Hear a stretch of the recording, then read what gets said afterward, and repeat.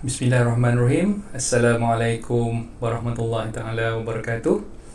Alhamdulillahirabbil alamin wassalatu wassalamu ala asyrafil anbiya'i wal mursalin wa ala alihi wa sahbihi wa barik wasallim ajmain.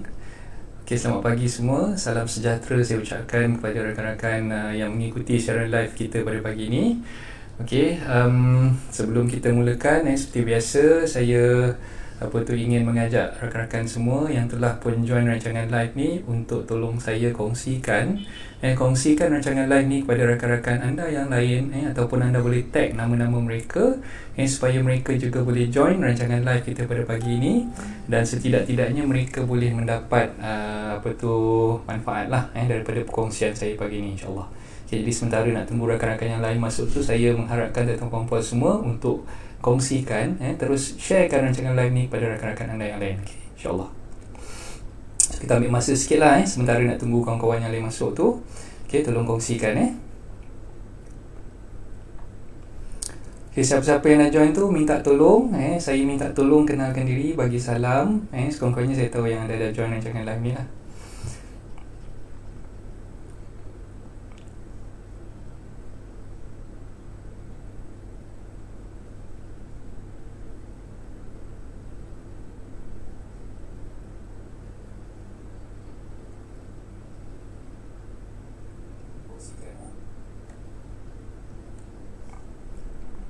Saya nampak nama Tuan Kai di situ. Assalamualaikum Tuan Kai. Haji Wahab pun dah join. Assalamualaikum Tuan Haji. Terima kasih semua yang dah join ni. Saya nampak juga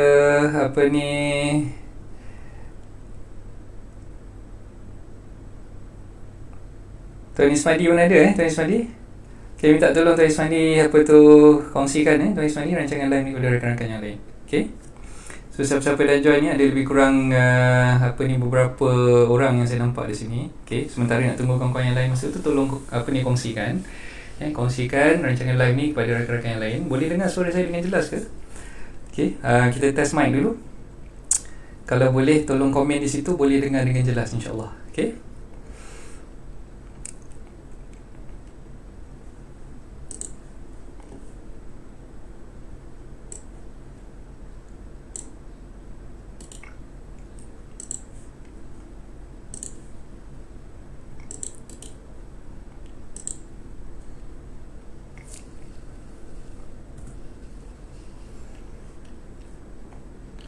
Waalaikumsalam. Saya nampak nama Haziq di situ. Terima kasih Tuan Haziq. Terima kasih banyak-banyak.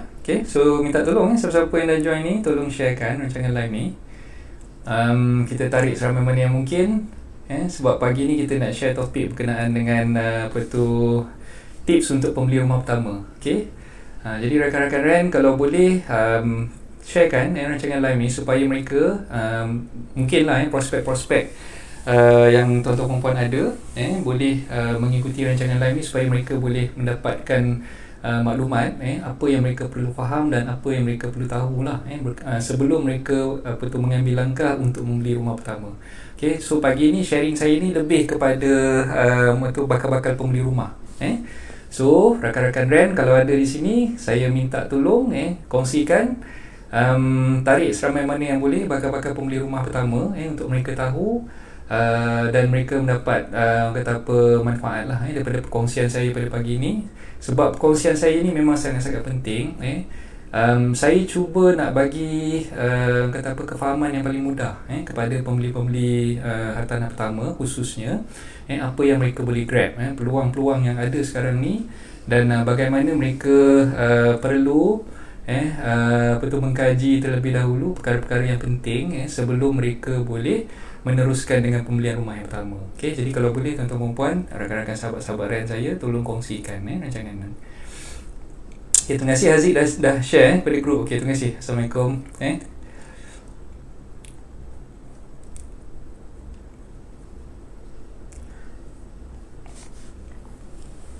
Kita ambil masa lebih kurang 15 minit lagi. So sementara nak tunggu rakan-rakan yang lain masuk tu, kita sembang-sembang kosong dulu. Kalau ikutkan dalam 2 hari lepas lah, 2 hari lepas ada pekeliling yang telah dikeluarkan daripada MITI. So kalau tuan-tuan perempuan boleh recall balik, MITI ada menggariskan beberapa industri yang dibolehkan untuk meneruskan pembukaan ataupun meneruskan operasi syarikat-syarikat mereka.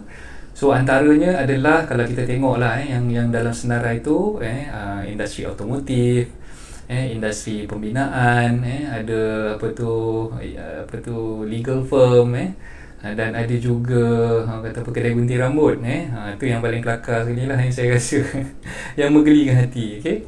Jadi sebelum kita mulakan rancangan live ni, mungkin kita boleh sembang-sembang kosong lah. So setelah membaca lah direktif daripada MITI tersebut, saya rasakan macam ada perkara yang mungkin lah pihak MITI terlepas pandang di situ. Walaupun ada menggariskan beberapa beberapa requirement yang perlu dipatuhi sebelum pengusaha-pengusaha syarikat ni membuka perniagaan mereka, tapi bagi saya perkara tu masih terlalu awal, sebab kita baru fasa yang masuk fasa keempat lah sebenarnya. Sekarang ni masih lagi dalam fasa yang ketiga. Jadi bila nak masuk fasa ketiga itu pun sebenarnya, kalau kita tengok walaupun yalah kita nampak number of cases yang dah dijangkiti COVID-19 tu mungkin dah flat, dah tak macam dulu lah awal-awal, ramai yang telah dijangkiti, dan kita tengok pun kadar pesakit-pesakit yang telah pulih tu alhamdulillah boleh mengatasi jumlah pesakit yang baru. Tapi bagi saya terlalu awal. Bagi saya kalau boleh lah dalam tempoh PKP ni kita tengok sampai hujung peringkat yang ketiga ni, tengok macam mana. Kalau katalah dalam penghujung peringkat yang ketiga ni masih lagi ada lagi mereka-mereka yang dijangkiti tu, sebaik-baiknya hasrat untuk membuka perniagaan tu ditangguhkanlah dulu. Sebaik-baiknya macam tu lah. Jadi bagi saya mungkin lah bila MITI nak buat keputusan untuk membenarkan syarikat-syarikat ni membuka perniagaan tu, mungkin pada masa sekarang ni belum sesuai lagi. Walaupun beberapa garis panduan telah diberikan, perlu patuh dan perlu comply dengan apa yang telah gariskan, tapi bagi saya masih terlalu awal. So itu pendapat saya lah. Jadi semalam pun saya dah menerima email daripada Majlis Peguam, yang mana Majlis Peguam telah mengarahkan firma-firma guaman untuk kekal tutup. Jadi saya pun mengambil langkah yang sama, sebab saya rasa mungkin ada miscommunication di situlah, di antara pihak MITI dan juga kementerian-kementerian yang lain, yang berdasarkan email yang telah pun disampaikan oleh Majlis Peguam tu, sebenarnya lah kalau ikutkan maksud yang disampaikan oleh MITI tu berbeza dengan apa yang public faham lah. Bukan membenarkan firma guaman untuk beroperasi, dan dalam masa yang sama juga saya merasakan kalau firma guaman beroperasi pun tak guna juga kan, sebab pejabat tanah tutup, LPPSA tutup, kebanyakan pihak-pihak ketiga yang kami berurusan setiap hari masih lagi menutup pejabat mereka. Jadi no point lah kalau kita buka pun, it doesn't serve the purpose lah kan. So daripada kita buka tak boleh nak buat banyak perkara, might as well kita just tutup je. So semalam saya dah ambil keputusan, firma guaman saya Tuan Salih dan Aizat pun akan meneruskan dengan menutup operasi syarikat, operasi firma guaman, dan saya rasa memang belum masa yang sesuai lah. Jadi saya beritahu dengan staf-staf saya supaya kekal stay kat rumah, jaga kesihatan mereka baik-baik, tak perlu nak susah-susah nak datang ke pejabat lah. Jadi saya ingin mengambil kesempatan ni untuk maklumkan kepada tuan-tuan puan semua, terutamanya kepada klien-klien saya lah, dan juga kepada rakan-rakan perundingan tanah yang selalu berurusan dengan kami, supaya tuan-tuan puan dapat bersabar sikit lagi lah, insyaAllah. So kalau kita tak boleh nak beroperasi, nak buka pejabat tu, doesn't mean that kita tak beroperasi, kita masih lagi boleh bekerja di rumah kan. Jadi dalam masa terdekat ni pun, kalau tuan-tuan puan perlukan khidmat nasihat saya dan perlukan bantuan saya, you know where to find me. Boleh contact saya, boleh WhatsApp saya, dan insyaAllah saya akan bantulah, tak ada masalah. Okay, walaupun office saya masih lagi ditutup. Right?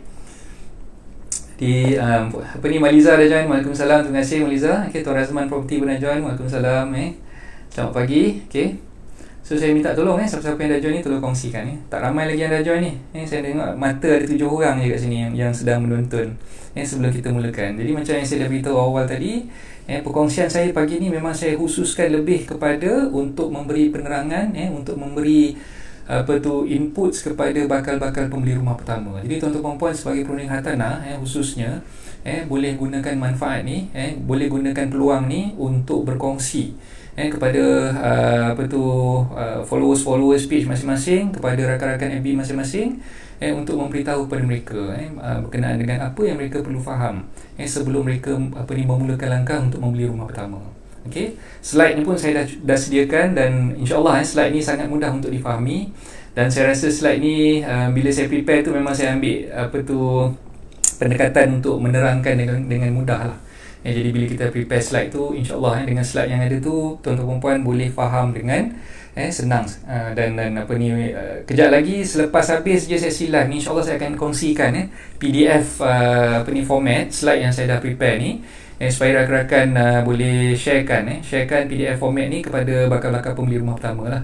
Okay, niat saya memang untuk membantu, nak membantu especially mereka-mereka yang masih dalam dilema, yang tak tahu lagi nak pilih rumah di pertama tu macam mana, apa kriteria yang mereka perlu fahami, apa langkah-langkah yang mereka perlu buat sebelum mereka memulakan pembelian rumah pertama tersebut. Jadi saya mengharapkan rakan-rakan boleh bantu saya, tolong kongsikan rancangan live ni kepada rakan-rakan yang lain, supaya mereka boleh sama-sama ikut serta lah dalam siaran live kita pada pagi ni. Okay, saya nampak Tuan Zul Benada, Tuan Zul Fakar. Terima kasih Tuan Zul Fakar. Okay, insyaAllah kita akan mulakan. Okay, bismillahirrahmanirrahim. Assalamualaikum warahmatullahi taala wabarakatuh. Okay, selamat pagi. Okay, untuk pagi ni topik yang saya ingin sharekan adalah berkenaan dengan tips beli rumah pertama. Okay, so boleh tengok slide saya kat sebelah saya ni, tuan-tuan puan boleh go through. Nanti saya juga akan kongsikan slide yang saya dah prepare ni dalam bentuk PDF format di dalam Telegram channel saya. Okay, so saya akan sharekan Telegram channel yang tuan-tuan puan boleh masuk. Sekejap, saya akan pastekan di ruangan komen ni.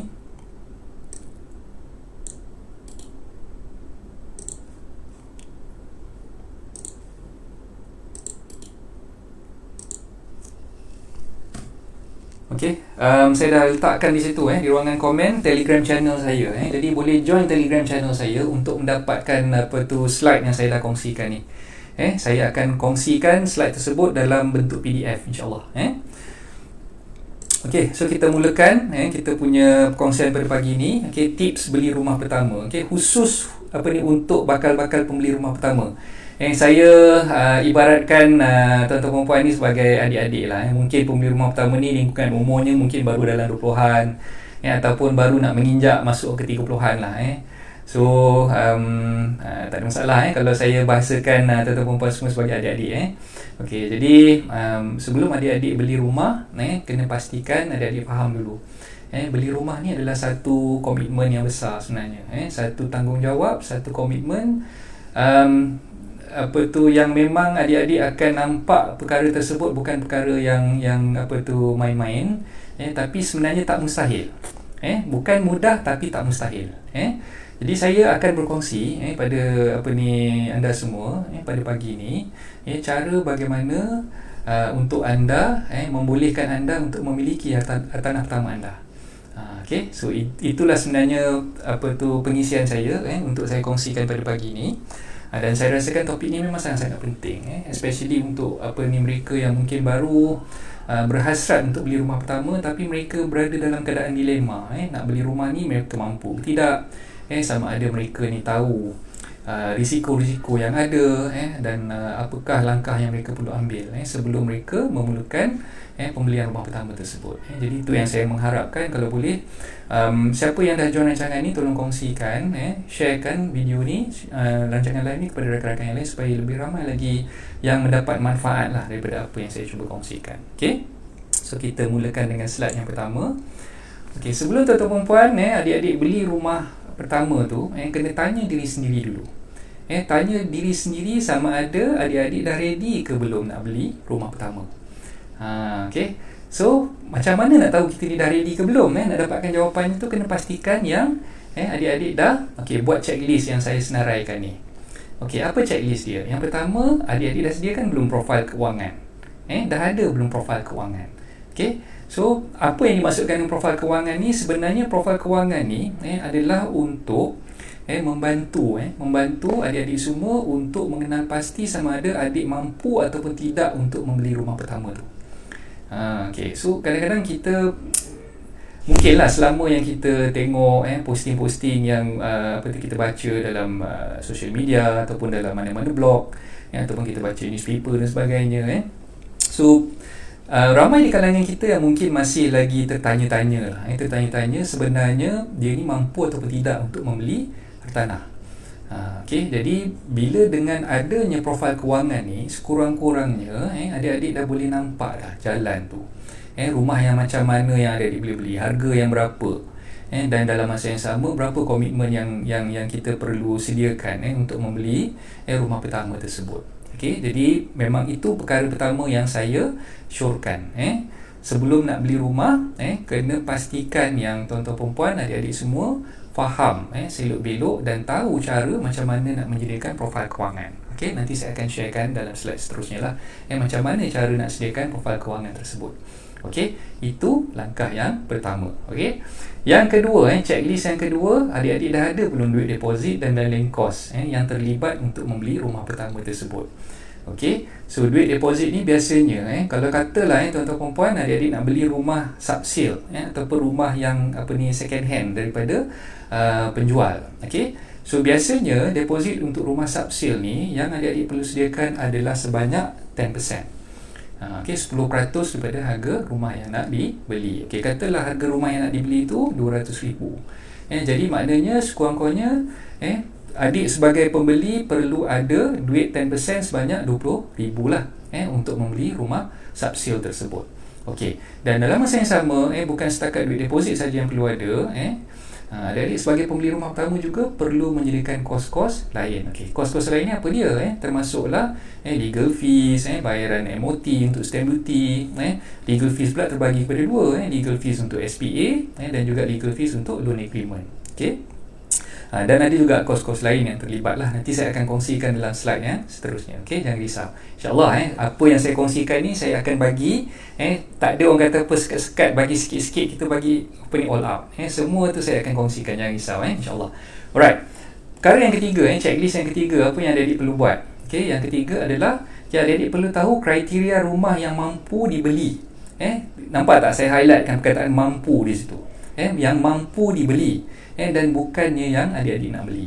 Okay, so ingat keyword tu, yang mampu dibeli, bukan yang nak dibeli. Okay, ada beza kat situ, ada beza. Mampu lain, nak lain. Okay, so macam mana kriteria dia, nanti kejap lagi saya akan kongsikan juga. Okay, so sekarang ni yang penting, kita beli berdasarkan kepada kemampuan diri kita. Kita dah check dah tadi, kita punya profil kewangan macam mana, kita punya kemampuan tu. Okay, rumah yang macam mana yang kita mampu beli, berdasarkan pengiraan yang kita dah buat tadi tu. Okay, dan kita fokuskan untuk membeli rumah pertama ni, target untuk beli rumah yang kita mampu dulu. Rumah yang kita mampu dulu, itu yang kita target, bukan rumah yang kita nak. Okay, tu yang kriteria yang ketiga. Okey, kriteria yang keempat, checklist yang keempat, ilmu kat dalam dada tu dah cukup ke belum? Okey, ini pun perlu titik beratkan. Kalau nak beli rumah ni macam saya beritahu awal tadi, ia adalah satu komitmen yang besar. Komitmen yang besar. Jadi adik-adik bila nak beli rumah, kena pastikan adik-adik dah ada ilmu. Dah ada ilmu pemilikan rumah, dah tahu macam mana cara selok-belok nak beli rumah, dan juga dah tahu dah apa yang kita perlu hadapi dengan adanya komitmen yang pertama nak beli rumah ni tadi, apa yang kita perlu tangani. Okay, so ilmu tu kena pastikan dah cukup ke belum. Okay, macam mana nak dapatkan ilmu tu nanti saya akan kongsikan juga insyaAllah. Alright, okay, yang terakhir, yang kelima, 1, 2, 3, 4, 5, yang kelima, dah buat istikharah ke belum? Okay, ini pun saya masukkan dalam checklist juga. Saya wajibkan, walaupun solat tu namanya sunat istikharah, tapi saya wajibkan, bukan nak keluarkan fatwa baru, tidak, tapi memang inilah yang saya syorkan pada adik-adik semua, kena solat istikharah, dan mohon petunjuk, mohon petunjuk daripada Allah, untuk menentukan sama ada keputusan yang adik-adik nak buat tu adalah keputusan yang tepat dan betul. Okay, sebelum memulakan langkah untuk membeli hartanah yang pertama tadi. Okay, right? So kita tengok komen-komen yang ada. Okey, sekejap saya baca dulu. Okay, Tuan Haji Zulfaqar dia beritahu kat situ. Waalaikumsalam Tuan Haji. Okay, maaf terlambat sikit, tak apa. Tuan Haji awal lagi ni, baru lagi kita mulakan. Zahra Zainal, okay, Puan Zahra, Waalaikumsalam. Tak apa, lewat sikit, tak apa. Okay, Maliza pun dah di tagkan nama. Kalau sudi dengar, nanti nak beli rumah pertama, hang cari kamu ni. Okay, cari kami. Okay, alright. Okay, terima kasih semua pada siapa-siapa yang sudi join dan dah kongsikan rancangan live ni kepada rakan-rakan yang lain. Kalau boleh, saya mengharapkan lebih ramai lagi yang boleh join. Sekurang-kurangnya dapat manfaat daripada apa yang saya cuba kongsikan lah. Okay, alright. Itu untuk checklist yang tuan-tuan perempuan, adik-adik perlu sediakan. Okay, perlu sediakan dan perlu pastikan yang checklist ni dah dibuat sebelum memulakan langkah untuk membeli rumah yang pertama. Okay? So ini semua adalah perkara yang mesti dibuat, wajib dibuat. Jangan main-main, kena buat. Okay? Kalau tanya dengan saya macam mana nak buat tu, nanti kejap lagi saya akan kongsikan caranya. Okay. So yang pertama tadi saya dah sharekan berkenaan dengan menyediakan profil kewangan. Okay. So profil kewangan ni sebenarnya apa benda? Apa dia coach yang profil kewangan ni? Cerita sebut profil kewangan macam benda tu bombastik sangat, macam susah sangat nak buat, kan? Okey, sebenarnya tak susah pun. Nak menyediakan profil kewangan ni tak susah mana. Tak susah mana. Okey, profil kewangan ni sebenarnya adalah mustahak untuk kita kenal pasti tahap kewangan kita, tahap kemampuan kita. Kita nak kenal pasti harga rumah yang macam mana yang sebenarnya kita mampu beli. Kita nak kenal pasti sejauh mana kita mampu untuk membayar installment bulanan kepada pihak bank. Dan kita nak kenal pasti sejauh mana kita boleh kata apa, servis kita punya loan tu dengan tanpa terlalu membebankan kita. Okay? Itu yang paling penting. Beli rumah ikut kemampuan dan beli rumah tidak membebankan. Okay? So bila kita mampu beli rumah tu, kita pastikan yang kita beli berdasarkan kemampuan kita dulu. Setelah kita menyediakan profil kewangan tadi, semestinya bila kita dah tahu dan kita dah check dulu kemampuan kita dan kita bertindak berdasarkan kepada research yang kita dah buat, berdasarkan kepada kajian yang kita dah buat, dan kita bertindak mengikut kemampuan kita sendiri, nescaya insya-Allah kita tidak terbeban dengan keputusan yang kita dah buat.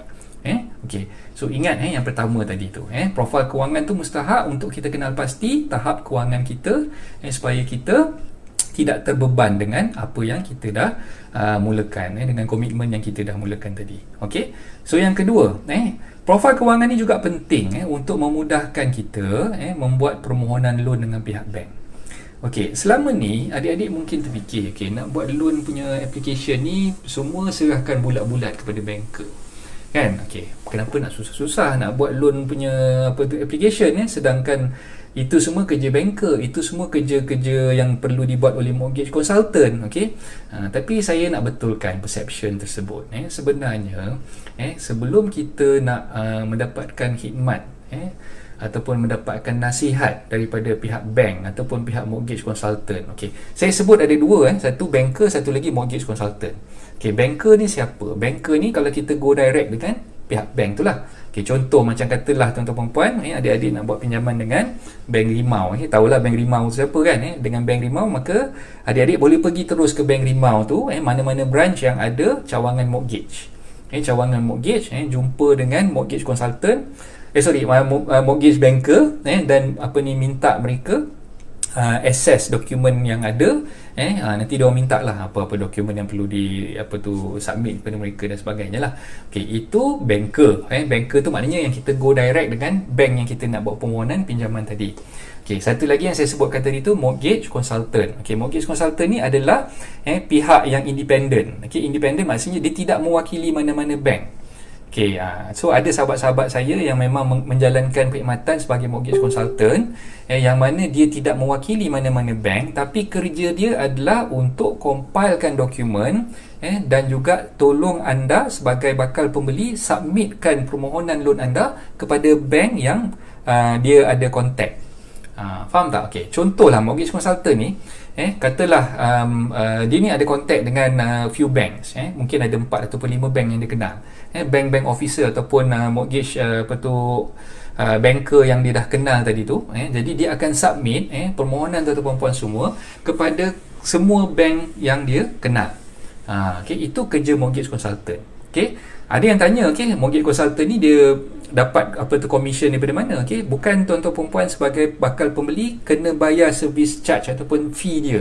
Tak perlu nak bayar dia apa-apa. Okey, dia hanya jalankan kerja, compile-kan dokumen, dia bantu tuan-tuan perempuan semua untuk sediakan, lengkapkan dokumen yang diperlukan dan submitkan kepada pihak bank, dan proses tu dilakukan oleh pihak bank sendiri untuk approval dan sebagainya lah, untuk menentukan sama ada loan adik-adik tadi dah lulus atau tidak. Itu bukan tugas dia, itu adalah tugas banker tu sendiri. So mortgage consultant ni dia tolong compilekan dan dia tolong hantar serah dokumen tu untuk applykan loan bagi pihak bakal pembeli tadi.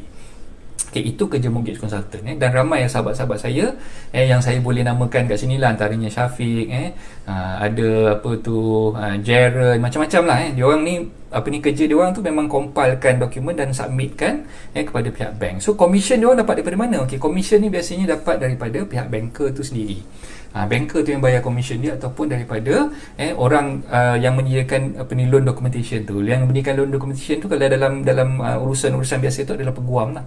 Jadi tuan-tuan perempuan sebagai bakal pembeli, adik-adik tak perlu nak bayar. Nak bayar servis dia orang tu sebagai mortgage consultant. Okay, so itu yang saya boleh sebutkan di sinilah, perbezaan antara banker dengan mortgage consultant, ataupun singkatannya kita bagi MC di situ. MC. Okay, alright. So bila kita nak submit permohonan loan kita kepada pihak bank, okay, selalunya kita akan rely kepada servis ataupun kepada perkhidmatan yang diberikan oleh banker dan juga mortgage consultant tu semata-mata. Okay, kita jarang-jarang sekali nak menyediakan profil kewangan untuk kita preparekan profil kewangan kita sendiri dan submit kepada mereka. Okay, jadi sekarang ni saya nak buat sure, saya menggalakkan adik-adik bila nak buat pinjaman dengan pihak bank, sepatutnya adik-adik dah sediakan sendiri profil kewangan tu. Okay, dah sediakan sendiri profil kewangan tu macam mana, kita siapkan profil kewangan tu, dah buat cantik-cantik, dah kirakan siap-siap, buatlah dalam bentuk Excel dan sebagainya. Lepas tu kita dah boleh lampirkan dokumen-dokumen yang berkenaan untuk kita masukkan sebagai attachment di dalam profil kewangan tersebut. Dan bila kita nak beli rumah, kita dah boleh berbangga dan kita boleh tunjukkan perkara tersebut kepada banker tadi, ataupun kepada mortgage consultant tadi. Itu memudahkan urusan mereka bila mereka nak proses loan tu, nak tentukan sama ada adik lepas ataupun tidak loan tu. So dengan profil kewangan yang kita prepare sendiri ni, yang kita siapkan ni tadi, insya-Allah benda tu boleh membantu untuk mempercepatkan proses kelulusan pinjaman dengan pihak bank tadi. Okey, nampak So saya harapkan penerangan saya ni bila ada yang mungkin tak berapa jelas, yang tak nampak tu, mungkin boleh tanya dengan saya di ruangan komen, insyaAllah. So saya akan cuba bantu untuk bagi penerangan dengan lebih mudah lah untuk anda faham. Okay, so itu dari segi untuk memudahkan kita membuat permohonan loan dengan pihak bank. Okay, so macam mana cara kita nak kira apa yang dipanggil sebagai debt service ratio ataupun DSR. Ini satu ilmu yang sepatutnya sepatutnya semua orang tahu. Bukan setakat perundingan hartanah saja yang perlu tahu, bukan setakat banker saja perlu tahu. Kita sebagai bakal pembeli rumah yang pertama ni pun perlu tahu macam mana nak kira DSR, debt service ratio. So nak kira DSR ni tak susah sebenarnya, senang aja. Formula dia macam yang saya dah senaraikan di slide saya tu. Mula-mula sekali kita nak kena kira pendapatan bulanan kita. Katalah tuan-tuan perempuan semua, adik-adik sebagai pemakan gaji lah, makan gaji. Kita cerita ni nak senang cerita, kita ambil contoh orang yang makan gaji lah, yang bekerja sendiri ke apa ke tu, nanti kemudian kalau ada masa insyaAllah saya akan kupas lah. Tapi untuk pagi ni kita cerita dos yang makan gaji. Memang tiap-tiap bulan cocok duit kat ATM, memang ada gaji, dan ada payslip. So apa yang adik-adik perlu faham kat situ, mula-mula kita kena tahu pendapatan bulanan kita. Pendapatan bulanan ni termasuklah pendapatan bulanan tetap. Pendapatan bulanan tetap. Kalau tanya termasuk allowance ke bang? Termasuk sekali. Termasuk sekali allowance. So pendapatan bulanan tetap campur pendapatan bulanan yang tak tetap. Pendapatan bulanan tak tetap ni macam mana? Katalah ada buat part time. Ada buat part time, ada bawa Grab ke, ataupun mungkin adik-adik ni rajin buat bisnes takaful ke, ada commission yang dah dibayar untuk servis yang adik buat. sebagai apa dia, side income. Sebagai side income, benda tu pun akan dimasukkan sebagai pendapatan, walaupun benda tu tak tetap lah. Okay, nanti cara macam mana nak masukkan tu saya akan terangkan. Okay, so mula-mula distinguish, kenal pasti pendapatan bulanan adik-adik semua, yang tetap campur yang tak tetap tadi. Okay, so dua-dua perkara ni masukkan sebagai pendapatan bulanan. Okay, yang kedua, perlu kira perbelanjaan bulanan. Perbelanjaan bulanan ni untuk urus diri. Okay, contohlah, perbelanjaan bulanan tu kita gunakan untuk makan, untuk bayar kata bil, bil telefon ke, bil utility ke, pendapatan yang ada tu kita belanjakan untuk tujuan beli apa ni, barang-barang keperluan kita. Ada juga yang mungkin ada kata apa, komitmen apa ni, untuk sara diri tu bukan setakat untuk diri sendiri tapi untuk keluarga, katalah yang dah beristeri ataupun yang ada anak. So itu kita masukkan sebagai perbelanjaan bulanan, monthly expenses. So untuk urus diri tu kita letakkan, kita senaraikan apa perbelanjaan bulanan yang kita gunakan tadi. Katalah tadi perbelanjaan bulanan tu kita estimate lebih kurang 1,000 sebulan. Untuk belanja mengurus diri kita lebih kurang 1,000 sebulan, termasuklah nak menguruskan family dan juga anak-anak. So kita letakkan perbelanjaan mengurus diri itu sebanyak 1,000 lah. Okey, seterusnya yang ketiga, komitmen bulanan. Okey, komitmen bulanan ni berbeza dengan perbelanjaan bulanan tadi. Okey, perbelanjaan bulanan untuk mengurus diri. Komitmen bulanan ni hutang yang kita kena servis, maknanya installment bulanan yang kita perlu bayar. Installment bulanan yang kita perlu bayar termasuklah, katalah kita ada hutang apa, credit card, kita ada hutang apa, kereta, kita ada hutang apa, katalah personal loan. Jadi kita masukkan semua ni sebagai komitmen bulanan ataupun loan installment yang kita perlu bayar kepada pihak bank. Okey, katalah loan installment semua-semua ni kita dah kira-kira totalnya 1,000 juga. Okay, so kita masukkan benda tu sebagai komitmen bulanan kita. 1,000 tadi untuk perbelanjaan mengurus diri, 1,000 tu untuk komitmen bulanan. Okay, so pendapatan yang ada tadi, daripada pengiraan pendapatan yang total kita dah masukkan tadi tu, pendapatan tetap dan juga pendapatan sampingan, kita kena tolak. Tolak perbelanjaan bulanan kita untuk urus diri, katalah 1,000 tadi tu, dan juga komitmen bulanan untuk kita servis kita punya loan setiap bulan. Okay, so berapa baki yang tinggal, itulah pendapatan bersih kita. Itulah dia pendapatan bersih kita. Okay, so formula kira DSR untuk kira debt service ratio ni adalah pendapatan bersih kali 70%. Okay, kenapa saya letak 70% kat sini? Okay, untuk peminjam kali pertama atau adik ni baru nak beli rumah, kali yang pertama. Jadi okay, DSR ni kadang-kadang dia tengok bank. DSR, debt service ratio ni tak semestinya 70%. Tapi kenapa saya letakkan 70% kat situ? Sebab saya nak menunjukkan kepada adik-adik semua untuk memudahkan faham. Biasanya kalau kita ni belum ada apa-apa komitmen, kita tak ada loan lain, kita tak ada hutang lain, penerimaan bank ni dia agak skeptikal sikit. Dia agak skeptikal sikit, maksud dia agak sukar untuk bagi pinjaman kepada orang yang tak ada pinjaman lagi. Faham tak? Okay, memang kelakar lah benda tu. Biasanya kalau kita fikir, layman selalunya fikir, orang biasa selalu fikir, bila kita tak ada pinjaman dengan bank, lagi mudah lah untuk kita dapatkan pinjaman perumahan, betul tak? Tapi bank tak fikir macam tu. Bank biasanya dia akan fikir, kalau kita tak ada komitmen bulanan dan tak ada track record, tak ada track record yang nak menunjukkan macam mana kita servis kita punya loan, biasanya bank agak sukar sikit nak bagi. Satu, dia punya DSR tu tinggi. Yang kedua, dia punya interest tu dia tak boleh nak bagi yang cantik lah, ataupun faedah ataupun dia punya keuntungan yang bank akan ambil tu, dia tak boleh nak bagi yang cantik. Okay, so untuk memudahkan pengiraan, saya gunakan 70% lah untuk mengira DSR. So mungkin adik-adik ada yang bernasib baik, ada yang mungkin boleh dapat sampai 80%, ada yang sampai 85%. Tapi untuk pembelajaran kita pada pagi ni, saya gunakan 70%. Saya gunakan 70%. So berbalik pada kita punya formula tu tadi, pendapatan bersih yang dah kita kira tadi tu, kalikan dengan 70%, dan kalikan dengan 200. Formula yang 200 ni jangan tanya saya kenapa 200, sebab memang daripada dulu lagi Dia panggil, kalau tak silap saya, teknik tu dia panggil CAL mortgage punya calculator lah, CAL mortgage calculator, diguna pakai oleh semua orang lah, banker guna pakai, mortgage consultant guna pakai, kalau katalah adik-adik jumpa dengan rent, perunding hartanah pun dia guna pakai CAL mortgage calculator ni, dia kena kalikan dengan 200. Okay, so pendapatan bersih kali 70%, dah dapat berapa jumlah yang tadi tu, kali dengan 200. Okay, so dapatlah harga rumah yang mampu adik-adik beli. Okay, so untuk memahamkan apa yang saya dah bagi formula tu tadi, saya dah buat dah contoh pengiraannya kat sini. Okay, alright, sementara nak cerita pasal contoh pengiraan ni, saya nak baca sekejap komen-komen yang masuk.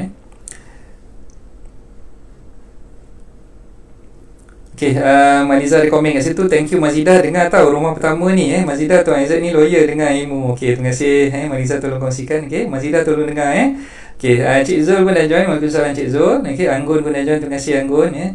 Setiap hari Anggun dengan saya. Okay, Abang Wahab, Haji Wahab pun dah share kan. Terima kasih banyak-banyak. Jasmine Danish. Okay, terima kasih Jasmine. Waalaikumsalam. Tuan Suhaimi pun ada. Terima kasih. Terima kasih kepada siapa yang dah join ni. Okey, kita teruskan dengan slide yang seterusnya ni. Okey, contoh pengiraan DSR. Okey, so ini ilmu yang paling asas, ilmu yang paling asas yang mana kita sebagai bakal pembeli perlu tahu. So adik-adik sebagai bakal pembeli perlu kira macam mana DSR ni, dan kena letakkan berapa sebenarnya kemampuan rumah yang macam mana yang sebenarnya adik-adik boleh beli. Okey, so macam mana nak kira DSR? Okey, formula yang saya dah sebutkan tadi, gaji iaitu gaji tetap campur pendapatan sampingan. Kita letaklah contoh kat sini, saya letak gaji orang tu 3,500. Okay, katalah kita namakan orang, kita bagi contoh nama lain lah, kita namakan orang tu Siti lah. Katalah Siti ni bekerja sebagai seorang guru, guru di sekolah menengah. Gaji dia mungkin 3,200. Lepas tu katalah dia ada tambahan buat side income, jual perfume lah katakan. So side income yang dia dapat tu lebih kurang 300. Jadi gaji campur dia punya side income tu dapatlah 3,500 kan, 3,500. Okay, so gaji tetap campur sampingan ni 3,500 ni tolakkan dengan belanja sara diri. Katalah Siti ni seorang bujang, dia tak kahwin lagi. So cikgu yang masih bujang, umur dia katalah baru 26 lah katakan. Kita bagi contoh, Siti guru bujang berpendapatan 3,500 termasuk dengan dia punya side income, dan dia belanja sara diri untuk diri dia seorang adalah 1,000. Untuk katalah 1,000 ni untuk apa? Untuk bayar sewa rumah. Katalah dia tak sewa rumah, dia sewa bilik katakan, dia share duduk dengan cikgu-cikgu yang lain lah katakan. Dia duduk share, berkongsi, katalah dia sewa untuk bilik tu 300 sebulan. Lepas tu dia belanja untuk makan dia katalah 500 kan. Lepas tu belanja untuk benda-benda lain tu campur gedebak-gedebuk gitu ini dapatlah 1,000. So bila adik-adik nak buat DSR, nak buat profil kewangan tadi, saya syorkan kena pecahkan. Pecahkan bila kita cerita gaji tetap dan sampingan tu, kena pecahkan gaji tetapnya berapa, termasuklah imbuhan, apa-apa imbuhan yang dapat dan sebagainya tu. Kena buat satu table, kena kira betul-betul gaji tetap berapa termasuk dengan allowance, termasuk dengan commission, dan juga pendapatan sampingan berapa. Jadi letakkan dalam satu schedule, satu pengiraan yang mana kita boleh nampak apa yang kita masukkan kat situ. So gaji tetap campur sampingan, katalah macam kita bagi contoh tadi tu, Siti gaji tetap campur sampingan dia 3,500, dan belanja sara diri tu pun perlu dinyatakan sebiji-sebiji. Sara diri untuk apa? Sara diri untuk bayar sewa rumah, sara diri untuk makan, sara diri untuk bil-bil utility, semua tu kena senaraikan, jadi bila dah senaraikan tu, ambil lump sum figure berapa total semua sekali untuk belanja sara diri. Jadi sebagai contoh untuk Siti ni, saya letak belanja sara diri dia adalah 1,000. RM1,000. Yang ketiga, komitmen ataupun hutang bulanan. Katalah Siti ni dia ada kereta. Katalah kereta dia kereta Viva lah sebagai contoh. Kereta Viva. Sesuai lah untuk cikgu yang bujang. So kereta dia Viva. Katalah dia bayar Viva ni, hutang bulanan dia bayar kepada bank adalah RM400. RM400. Logik lah kan, Viva RM400 sebulan, logik lah tu. RM400. Okey. Lepas tu dia punya komitmen bulanan, dia ada personal loan. Katalah dia nak dalam proses nak orang kata kahwin lah katakan. So bila nak kahwin ni biasanya lah orang yang nak kahwin ni dia suka buat personal loan. Kan, dia suka buat personal loan. Jadi yalah, duit nak kumpulkan tu baru kerja tak cukup. Tapi Siti ni mungkin dia rasa macam dia nak beli perkakas-perkakas ataupun peralatan nak menyiapkan untuk majlis perkahwinan dia. Jadi dia buatlah personal loan pula. Okay, so personal loan dia katalah dia bayar bulan-bulan RM300. RM300 lah. Lepas tu dia ada hutang apa lagi? Credit card sebagai contoh. Katalah credit card dia, hutang yang dia kena bayar tiap-tiap bulan katalah lebih kurang dalam RM400. Tadi 400 campur 300 campur 300 credit card tu katalah RM300 kan. So nak cukupkan 1,000 kat situ. Okey, jadi kita senaraikan adik-adik sebagai bakal pembeli rumah pertama kena letakkan komitmen hutang bulanan yang kena bayar tu berapa jumlah yang perlu dibayar. Okey, jadi kita letakkan lamsamkan di situ RM1,000 sebagai contohlah Siti punya kes ni tadi. Okey, jadi RM3,500 RM3,500 untuk pendapatan yang dia dapat setiap bulan. Tolak RM1,000 untuk belanja sara diri dia, dan tolak komitmen ataupun hutang bulanan yang dia kena bayar installment kepada pihak bank ada RM1,000. Jadi jumlah gaji bersih yang Siti ada adalah RM1,500. So RM1,500 yang dia ada untuk gaji bersih dia. Okey, jadi kita tengok kat bawah tu gaji bersih RM1,500. Okey, jadi kita ambil formula DSR 70. DSR 70 tadi maknanya RM1,500 kali dengan 70%. RM1,500 gaji bersih dia kali dengan 70%. Okey, so dapatlah dia punya figure kat situ 1050. Okey, jadi rumah yang mampu dibeli oleh Siti adalah 1050 kalikan dengan 200. Kita gunakan mortgage calculator tadi, kalikan dengan 200. Jadi 1050 kali 200 bersamaan dengan 210,000. Jadi dah nampaklah kat situ kan. So sebelum ni mungkin bila dia nak beli rumah, kita tak buat calculation untuk DSR ni, kita tak kaji sendiri sebenarnya rumah yang macam mana yang kita mampu beli. Kan? So bila saya dah kongsikan di sini, macam mana cara nak kira DSR, sekurang-kurangnya adik-adik sebagai bakal-bakal pembeli rumah yang pertama dah tahu dah. Oh, rupanya aku mampu beli untuk harga rumah RM210,000 je. Selama ni aku duk berangan, aku ingatkan aku boleh beli rumah harga RM300,000. Aku duk berangan, aku ingatkan aku boleh beli rumah mungkin harga RM280,000. Bila dah kira-kira ni, rupanya DSR aku boleh beli rumah setakat harga RM210,000 saja. So memudahkan urusan kita lah. Kan, memudahkan urusan adik-adik sendiri.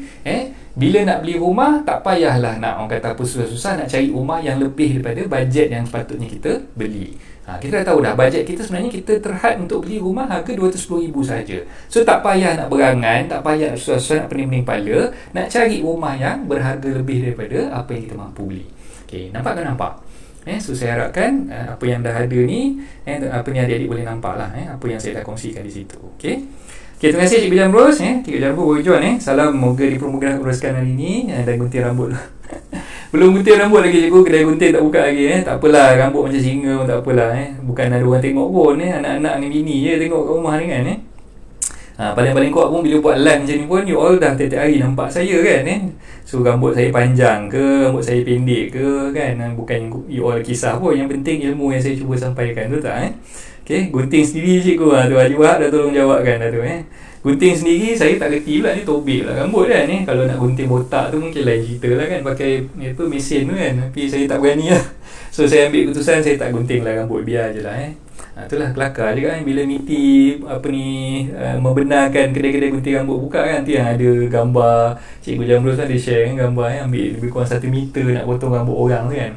Baik-baik boleh potong cantik je, tobek lah kan. So tak payah nak gunting rambut. Biarlah kedai gunting rambut tu tak payah buka tak apa. Semalam dalam berita pun dah kecoh tentang hal tu kan. Kebanyakan pengusaha-pengusaha kedai gunting rambut pun banyak yang tak berani nak buka lagi. So bagi saya tak apalah lah, bukannya tak pernah rambut panjang. Dulu time lepas SPM dulu kan, semua yang lelaki-lelaki ni semua nak jadi macam Cikgu Jamrus ni, nak jadi Azroy kan, betul cikgu So zaman-zaman saya dulu pun lepas SPM pun memang saya berrambut panjang. Kalau nak tengok rambut panjang saya, tapi ada gambar-gambar yang saya ambil dulu. Nanti kalau ada saya jumpa gambar-gambar tu, saya boleh kongsikan dalam Facebook saya. So bagi saya memang tindakan tu tak tepat lah bila nak buka peluang kepada kedai-kedai gunting rambut untuk apa ni beroperasi tu bagi saya memang tak tepat lah. Sama juga macam apa ni legal firm pun bagi saya bila buka tapi pejabat tanah tutup, FPSA tutup, banyak industri apa ni yang kita panggil third party, yang apa tu pihak-pihak yang kita selalu berurusan ni, yang peguam selalu berurusan pun banyak yang tutup lagi. Jadi no point kalau legal firm buka pun setakat nak buat kerja, nak buat documentation, kita kat rumah pun boleh buat. Saya pun sekarang ni pun hari-hari saya dah buat apa ni kerja-kerja saya daripada rumah, so just work from home je, buat kerja kat rumah. Dan saya dah beritahu dengan staff saya rasa memang tindakan tu tak tepat lah untuk buka apa ni firma guaman tu. Dan semalam pun dah dikeluarkan, Bar Kaunsil Majlis Peguam pun dah keluarkan notis, dah keluarkan circular mengatakan bahawa sebenarnya takrifan legal services yang dimasukkan dalam MITI tu bukan merujuk pada legal firm semata-mata, tapi sebenarnya yang ditakrifkan di dalam circular yang MITI keluarkan tu merujuk kepada mereka yang berada di dalam industri yang disebutkan tu. Katalah industri otomotif, industri yang kata pembinaan. So kefahaman yang ditakrifkan sebagai legal firm yang patut beroperasi itu sebenarnya ada kesilapan di situ. Kesilapan di situ maksud dia yang disebutkan legal practitioner tu adalah yang merujuk pada dos yang memang dah ada dalam industri tersebut. Katalah macam industri otomotif, mungkin bahagian yang berkenaan dengan undang-undang, yang nak prepare agreement dan sebagainya di bahagian tu. So itu yang terhad setakat tu saja yang boleh beroperasi. Dan macam saya beritahu tadi lah, walaupun katalah yang diberikan kebenaran untuk beroperasi sekalipun, no point sebenarnya bila nak beroperasi tapi banyak pihak yang tak buka, So bagi saya benda tu tak sepatutnya dibenarkan lah, dijadikan satu masalah pula pada Kementerian Kesihatan nanti nak kena buat saringan semula dan sebagainya. Jadi benda tu tak praktikal sebenarnya. Itulah pendapat saya. So macam mana, setakat mana yang saya dah kongsikan tu, ada apa-apa pertanyaan? Tu just selingan je lah, selingan. So ini formula dia, nanti jangan risau, saya akan kongsikan slide yang saya dah prepare ni dalam bentuk PDF. Tadi dalam ruangan komen saya dah masukkan saya punya link untuk Telegram channel saya. Jadi saya akan kongsikan dalam Telegram channel saya slide yang saya kongsikan pada adik-adik semua pada pagi ni lah. InsyaAllah boleh ambil dari situ nanti. Dan ini semua percuma, saya tak kena apa-apa bayaran pun. Ini bukan ilmu milik saya, ilmu ni semua milik daripada turunnya daripada Allah kepada saya, dan saya cuma menyampaikan saja. So saya mengharapkan agar ambillah peluang ni untuk belajar dan sedutlah ilmu tu sebanyak mana yang boleh, insyaAllah. Alright, seterusnya. Sediakan duit deposit campur kos lain. So tadi kita dah kira macam mana nak kira DSR. So dah tahu dah dia punya formula dia, teknik-teknik macam mana nak kira DSR tu. Saya harapkan apa yang saya sharekan tadi tu semua boleh faham lah. Yang kedua ni saya ada syorkan sebelum adik-adik nak beli rumah, kena pastikan yang duit deposit dengan kos-kos lain tu dah ada. So apa yang dimasukkan dengan deposit? Deposit beli rumah biasanya 10% daripada harga rumah tersebut. Ini yang kita kongsikan ni untuk rumah subsil. Rumah subsil ataupun rumah second hand yang kita nak beli daripada owner. So katalah duit deposit kat situ, rumah tu katalah sebagai contoh harganya 210,000. Macam yang CCT mampu beli tadi tu kan. Nak senang kira, kita letakkan harga rumah tu 200,000 lah. Kita letakkan harga rumah tu 200,000. Dia mampu beli 210, tapi kita letakkan aja harga rumah tu sebagai contoh kat sini 200,000. Maka Siti perlu menyediakan deposit sebanyak 20,000 lah. 10% daripada 200,000 tadi. So bukan terhad setakat 10% untuk bayar deposit tu sahaja. Siti juga perlu menyediakan kos-kos lain untuk beli rumah tu, termasuklah yang wajib dia beli apa. Yang wajib dia sediakan adalah yang pertama, legal fee. Legal fee ada dua. Satu, legal fee untuk SNP. SNP dan juga MOT. SNP dan juga MOT ni memang dia tak nak tak boleh tidak, dia kena sediakan duit tu untuk bayar kepada peguam yang menyediakan surat cara dokumen perjanjian jual beli tersebut. Okay, so berapa kosnya? Okay, so anggaran lah. Kalau katalah rumah Siti tadi berharga 200,000 dan ini adalah rumah pertama Siti, bila rumah pertama berharga di bawah 300,000, Siti layak untuk mendapat waiver ataupun peremitan duty stamp. Okay. So kalau nak tahu macam mana cara formula nak kira stamp duty tu, saya dah kongsikan dalam rancangan live saya sebelum ni. Mungkin boleh tengok balik saya punya video-video yang saya dah sharekan berkenaan dengan pengiraan stamp duty di situ. Okay, tapi tak apa, sekarang ni saya bagi contoh je dulu. Untuk harga rumah 200,000, sepatutnya harga rumah 200,000, legal fee yang dia kena bayar tu disebabkan ini rumah Siti yang pertama, dia boleh mendapat pengecualian ataupun waiver untuk stamp duty disebabkan harga rumah yang dibeli tu di bawah RM300,000. Jadi Siti tak perlu nak pening-pening kepala nak bayar stamp duty, dah dikecualikan dah stamp duty-nya. Okay, yang Siti kena sediakan duit adalah untuk bayar legal fee ataupun yuran guaman yang perlu dibayar kepada peguam. Okay, yuran guaman yang perlu dibayar kepada peguam pun saya ada sharekan dalam rancangan saya sebelum ni, jadi boleh tengok balik video-video saya yang sebelum ni. Okay, tapi untuk harga rumah 200,000, kita estimate legal fee termasuk dengan disbursement yang Siti perlu bayar lebih kurang dalam 3,000. Sebab dia punya professional charges dia 2,000, 1% daripada 200,000 tadi tu, disbursement dia kita estimate lebih kurang dalam 1,000 lagi lah. Okay, jadi plus minus kat situ, anggaran yang Siti perlu bayar adalah 3,000 untuk legal fees SPA. Okay, itu yang wajib Siti tanggung. Yang wajib Siti tanggung, sebab rumah pertama dia tak perlu bayar MOT, jadi macam saya beritahu tadi dah dikecualikan, tak payah nak bayar stamp duty lagi. Okay, alright. So yang kedua yang kita panggil legal fees untuk dia punya loan agreement. Untuk loan agreement ni benda tu optional. Optional maksud dia boleh pilih. Dia boleh pilih sama ada untuk bayar sendiri ataupun dia boleh masukkan kalau dia layak lah. Kalau dia layak, bank dah kira-kira tadi, dia boleh include, masukkan sekali dalam dia punya pinjaman perumahan. Okay, so sebab tu saya tulis kat situ optional. Optional. Okay, kalau katalah Siti ni memang duit dia very tight, dia tak cukup duit, dan dia nak keluarkan duit untuk bayar deposit dan juga bayar legal fee untuk SPA tu, ngam-ngam je duit yang ada. Katalah tadi 20,000 campur dengan 3,000 untuk legal fee SPA tadi, dalam 23,000. Okay, so itu je mungkin duit yang dia ada. Jadi jangan risau Siti, Siti tak payah risau sebab Siti boleh mohon kepada pihak bank untuk masukkan sekali kos-kos yang berkenaan di dalam pinjaman yang Siti mohon dengan bank tadi. Okay. So, legal fees untuk loan agreement, kalau tak include dalam loan tadi tu, Siti perlu bayar sendirilah. Tapi kalau Siti nak masukkan, boleh masukkan dalam pinjaman. Okay, yang seterusnya yang dipanggil valuation fees. Okay, valuation fees ni adalah kos yang perlu Siti bayar untuk menyediakan valuation report oleh penilai hartanah.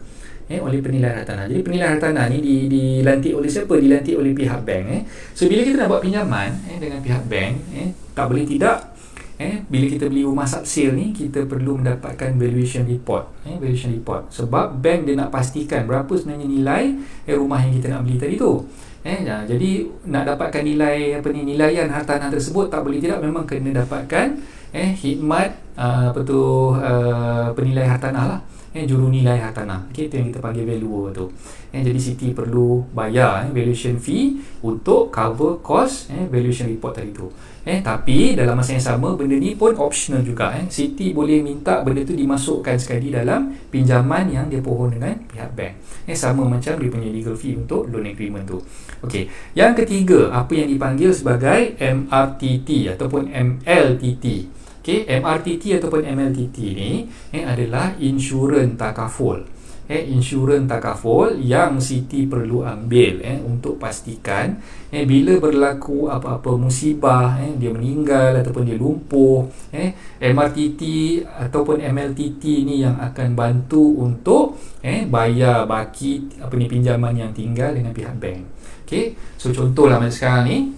Okay, umur Siti tadi kita dah ambil contoh 26 tahun. Okay, so MRTT ataupun MLTT ni dia bergantung kepada umur dia, berapa umur Siti tadi tu, dan juga dia punya tahap kesihatan dia, dan juga tenure ataupun tempoh pinjaman yang dia pinjam dengan bank tadi. Okay, jadi bank akan tolong kirakan berapa jumlah insurans takaful yang Siti perlu beli, dan akan sediakan quotation untuk Siti bayarlah untuk dapatkan MRTT ataupun MLTT ni tadi. Okey, tapi macam yang saya sebutkan, benda ni pun optional. Siti boleh memilih untuk ambil ataupun untuk tidak. Kalau dia nak buat MRTT ataupun MLTT ni, okey, dan dalam masa yang sama Siti boleh fikirkan sama ada nak masukkan sekali MRTT ni dalam pinjaman dia ataupun tidak. Okey, MRTT boleh dimasukkan dalam pinjaman, tapi MLTT tak boleh. MLTT ni dia lebih kepada bayaran yang kita bayar tu, kita kena bayar gradually ataupun bayar secara kerap lah. Contoh macam MRTT tadi tu dia bayar lump sum. Dia kira sekali berapa jumlahnya, okey, dia akan kira lump sum. Tapi MLTT ni kita bayar macam, katalah kita nak bayar untuk jumlah sebulan sekali ataupun 3 bulan sekali, atau yang dipanggil quarterly, ataupun half yearly, 6 bulan sekali, ataupun nak bayar setahun sekali. Okey, itu untuk bayaran MLTT lah. Dan dia bergantung kepada banyak perkara. Untuk MLTT ni dia berbeza sikit dengan MRTT tadi lah. So untuk penerangan lanjut tu, nanti insyaAllah saya akan buat satu kelas khusus untuk perkara tersebut, insyaAllah. Okey, so itulah perkara-perkara yang Siti perlu sediakan, kos tambahan untuk memiliki rumah pertama dia. Okey, so yang pertama tadi deposit, yang kedua tadi kos-kos lain. Okey, so setakat ni faham ke faham? Kalau faham boleh tolong tulis faham di situ. Oh, Taufik dah join. Okay, Waalaikumsalam. Taufik bawa balik menyawit ke?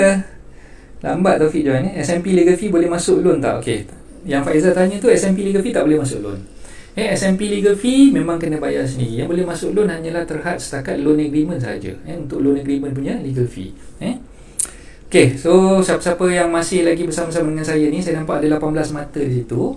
Siapa yang baru join ni tolong kongsikan. Tolong kongsikan. Tolong sharekan live saya ni kepada rakan-rakan yang lain. Okey. So setakat ni faham ke faham? Tolong tulis faham di situ. Kalau tak faham, tulis tak faham. Jadi saya boleh ulang balik apa yang saya sampaikan tadi.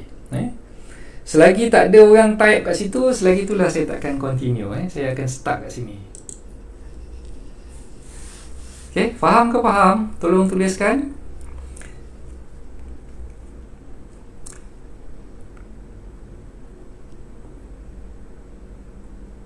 Tak ada orang komen ke? Tak nampak lagi orang komen ni. Faham ke tidak ni? Risau saya ni. Kalau tak faham ke tak faham nanti saya boleh ulang balik. Setakat apa yang saya dah kongsikan tadi tu boleh terima ke? Ataupun saya laju sangat?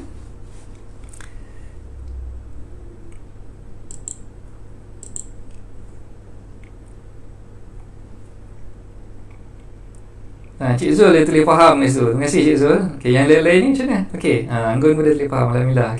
Okay, saya teruskan dengan slide seterusnya. Okay, yang ketiga, kriteria rumah yang mampu dibeli. Okay, bila kita dah kira tadi, dah kira DSR, dah kira kita punya kemampuan untuk bayar deposit, nak bayar legal fee dan sebagainya. So kriteria rumah yang mampu nak dibeli ni apa benda pula coach? Okey, so yang saya kongsikan dalam slide ni berdasarkan pengiraan DSR tadi tu, kita dah kira DSR kita tadi. Mohon pinjaman dengan bank. Okey, kita nak mohon pinjaman untuk rumah pertama ni sebenarnya tuan-tuan puan, boleh memohon sehingga 100%, bergantung pada bank mana dan kelayakan tuan-tuan puan semua. Adik-adik semua kena check. Okey. Sekarang ni ada satu skim pembiayaan rumah pertama ataupun skim pembiayaan untuk belia. Untuk belia yang mana yang belia tu, yang tak silap saya bank yang provide tu antaranya adalah BSN. BSN. Jadi adik-adik boleh dapatkan pinjaman sehingga 100%, dapat full loan. Okey. Kebanyakan bank-bank lain biasanya dia punya margin of financing tu up to 90% lah. Tapi untuk pembiayaan yang skim yang saya sebutkan tadi tu, dia special sikit. Sorry. Dia special sikit. Dia boleh pinjam sehingga 100%. Okey. Jadi macam saya sebutkan tadi, dah prepare profil kewangan, dah kira, dah check dah DSR berapa dan sebagainya. Okey, lepas tu kita nak buat permohonan dengan bank ni, kita kena buat study sikit lah. Bank mana yang kita nak buat pinjaman tadi dan berapa margin of financing yang bank tu boleh bagi. Okey. Right. Untuk beli rumah pertama tak perlu beli yang mahal. Okey, ini yang saya selalu tekankan. Kalau klien-klien saya mana-mana bakal pembeli rumah yang nak buat SPA dengan saya okey, biasanya bila diorang tanya, okey coach macam mana coach bila saya nak buat pembelian rumah ni, rasanya okey ke tidak kan, okey. Jadi saya selalu syorkan pada mereka, okey, katalah tadi kita dah kira DSR tadi Siti boleh beli rumah harga 210,000 kan, 210,000. Jadi kena pastikan rumah yang kita nak beli tu memang berharga 210,000 dan ke bawah lah. Jangan kita beli lebih daripada tu. Kena fikirkan kemampuan yang kita nak membayar kita punya loan daripada pihak bank. Dan dalam masa yang sama sebenarnya DSR tu sangat-sangat membantu untuk kita pastikan yang kita ni tak terbeban. Tak terbeban dengan masalah kewangan kalau kita komit untuk beli rumah tersebut. Okay? Right. So, macam yang saya dah sebutkan dalam perenggan kedua tadi, beli rumah pertama tak perlu beli yang mahal dan mengikut nafsu. Okay? Kalau tuan-tuan perempuan cuba fahamkan apa yang saya cuba sampaikan. Sebab kebanyakan adik-adik ni yang nak beli rumah, dia suka fikir alang-alang nak beli ni biarlah beli yang paling mahal. Okay? Alang-alang nak beli ni beli yang paling puas hati. Okay? Perkataan yang selalu disebutkan ke situ alang-alang. Okay? Tapi sebenarnya alang-alang ni yang salah. Alang-alang ni yang tak betul. Alang-alang ni, pendapat macam ni yang sepatutnya adik-adik perlu hindarkan. Beli rumah berdasarkan kemampuan dan bukannya berdasarkan kepada alang-alang. Bukannya dengan bisikan syaitan, dengarkan orang sebut ni lah pun macam-macam lah. Sebab yang nak menserviskan ataupun nak membayar kita punya installment ni kita sendiri. Bukannya ada orang lain tolong bayarkan. Lain lah kalau macam sekarang ni ada moratorium. Moratorium tu pun penangguhan bayaran pinjaman. Bukannya wavekan terus bayaran pinjaman tu, masih lagi kena bayar. Cuma ditangguhkan sekejap je, 6 bulan kan. So perkataan alang-alang ni perlu berhati-hati. Jaga-jaga. Jangan kita ikutkan nafsu kita. Nak beli rumah yang paling puas hati terus. Kita beli berdasarkan kemampuan kita dulu. Okay? So pegang tu. Pegang apa yang saya sampaikan ni. Cukup sekadar untuk jadikannya sebagai aset yang boleh membantu adik-adik semua dan tidak terlalu membebankan. Okay? So itu yang paling penting lah. Okay? So pegang apa yang saya katakan ni. Right. So yang ketiga, kalau anda masih bujang, kalau katalah adik-adik ni masih bujang, macam Siti tadi dia masih bujang, okay, cari kawan untuk disewakan bilik. Katalah adik beli sekarang ni, yang adik beli tadi rumah tu harga 200,000, apartmen 3 bilik sebagai contoh, apartmen 3 bilik. Okay, so yang adik perlukan sekarang ni satu bilik aja kan, sebab bujang tak duduk dengan orang tak duduk dengan suami ataupun keluarga, mak ayah pun kat kampung, tak duduk sekali dengan kita. Jadi bila kita beli rumah untuk diri kita yang bujang ni, kenapa nak membazir, nak biarkan rumah tu kosong? So kalau katalah Siti sekarang ni dia tumpang menyewa, duduk tumpang menyewa dengan kawan-kawan yang lain. Tadi kan saya dah beritahu dia sewa bilik harga 300 bulan kan. Okay, apa salahnya kalau Siti beli rumah ni sekarang dan dalam masa yang sama dia ajak kawan-kawan housemate dia yang tinggal menumpang kat rumah tu, dah sah-sah rumah tu disewa, yang kawan-kawan yang lain pun bayar sewa juga, bukan rumah siapa-siapa pun, rumah owner lah, rumah landlord yang dia menyewa tu lah. Okay, so Siti mungkin boleh pujuk kawan-kawan dia yang lain. Okay, katalah kawan Siti tu ada Aminah, ada Zubaidah, ada Faizah bagi contoh kan. Okay, so ada 4 orang kawan-kawan dia. Okay, jom kita pindah, aku nak beli rumah ni kan, aku nak beli rumah sekarang ni, rumah aku tu kebetulan ada 3 bilik kan. Why not kalau katalah kita pindah dari rumah sekarang ni, duduk je rumah aku, korang tontong lah bayar dengan aku. Sekurang-kurangnya bila Siti buat macam tu, bilik yang ada 2 lagi tu dah terisi dan tak adalah dia berkesorangan duduk kat situ. Dan dalam masa yang sama, kawan-kawan yang menumpang duduk dengan dia tadi tu dah boleh bantu Siti untuk bayar loan installment daripada pihak bank. So bijak ke bijak kan. So rather than dia bayar sewa kepada owner, landlord yang rumah disewa sekarang ni, might as well dia beli rumah dia sendiri dan ajak semua kawan-kawan bujang ni tadi duduk dengan dia dan bantu dia, bantu dia untuk bayar loan installment kepada pihak bank tadi. Okay, so itu antara benda yang saya syorkan lah. Kalau katalah anda masih bujang macam Siti, anda buat macam Siti tadi, barulah anda bijak macam Siti. Okay, right. So kalau katalah anda ni baru berkahwin, bila baru berkahwin, dah ada isteri ataupun dah ada suami, okay, katalah belum ada anak lagi lah, baru sangat kahwin, baru dalam honeymoon year orang kata kan, baru kahwin. Okay, sebaik-baiknya, okay, ni saya nak syorkan kepada bakal-bakal orang yang baru nak berkahwin, ataupun yang dah berkahwin tapi belum lagi beli rumah, baru plan nak beli rumah, saya syorkan supaya anda elakkan dari berkongsi beli rumah bersama pasangan anda.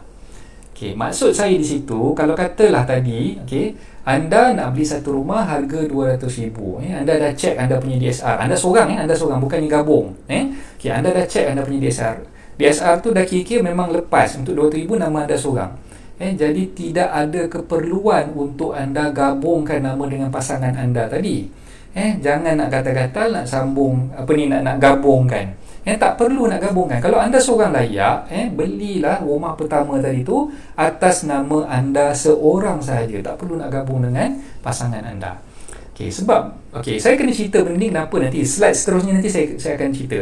Sebab kebanyakan daripada orang kita, especially orang Melayu kita lah, dia fikir bila beli rumah ni adalah hak milik bersama. Nakkan, kalau takutlah nanti kalau berlaku na'udzubillah, tak jauh lah bercerai ke apa ke, nanti yang seorang lagi ni, pasangan yang seorang lagi ni, dia tidak ada hak kat atas rumah tu. Dia tidak ada hak kat atas rumah tu sebabkan nama dalam rumah tu nama husband dia seorang, ataupun nama tu nama isteri dia seorang.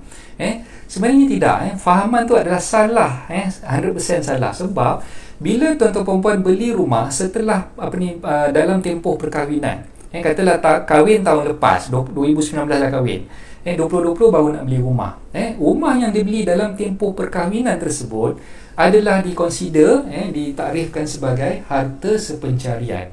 Harta sepencarian, walaupun dalam rumah tu nama SMP tu nama husband seorang ataupun nama isteri seorang, pasangan ada hak, ada hak harta sepencarian kat atas rumah tersebut. So kena fahamkan kat situ.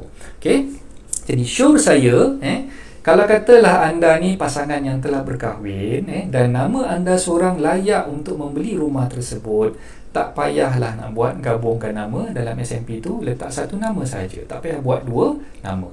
Dan pinjaman anda tu pun anda buat seorang saja, tak payah nak gabungkan dengan isteri anda. Kalau anda mampu, teruskan dengan pembelian tu dengan satu nama saja, tak perlu gabungkan nama dengan pasangan. Right? Setakat ni faham ke?